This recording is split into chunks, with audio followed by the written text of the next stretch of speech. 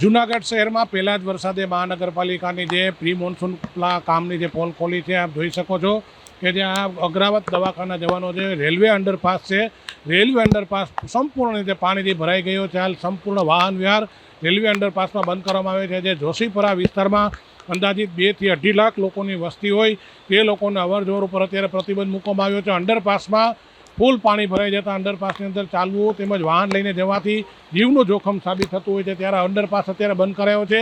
આપ દ્રશ્યો જોઈ શકો છો. જૂનાગઢ શહેરમાં ભારે મેઘ ખાંગા થયા હોય તેવી પરિસ્થિતિ સર્જાઈ છે અને હાલ વરસાદ પણ ભારે વરસી રહ્યો છે.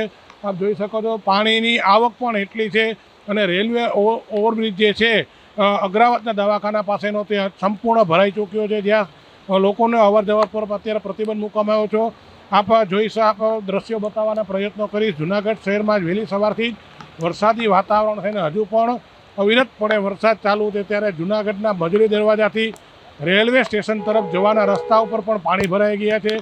એક તરફનો જે રસ્તો છે એ બંધ કરવામાં આવ્યો છે અને ડાયવર્ઝન આપવામાં આવ્યું છે. એક તરફના રસ્તામાં બંને તરફથી વાહનો જઈ રહ્યા છે અને ટ્રાફિક્સની પણ સમસ્યા સર્જાઈ છે. આપને દ્રશ્યો બતાવીશ હમણાં કે જે મજડી દરવાજાથી રેલવે સ્ટેશન તરફ જવાનો જે રસ્તો છે તેમાં સંપૂર્ણપણે પાણી ભરાઈ ચૂક્યું છે.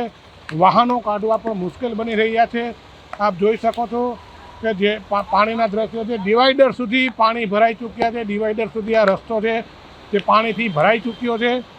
મોટા વાહનો જઈ શકે છે પરંતુ નાના વાહન ચાલકોને વાહન કાઢવામાં પણ પારાવાર મુશ્કેલીનો સામનો કરવો પડ્યો છે. મહાનગરપાલિકા દ્વારા હમણાં જે ભૂગર્ભ ગટરની કામગીરી પણ કરવામાં આવી હતી, તેને લઈને આ રસ્તો ખોદવામાં આવ્યો હતો.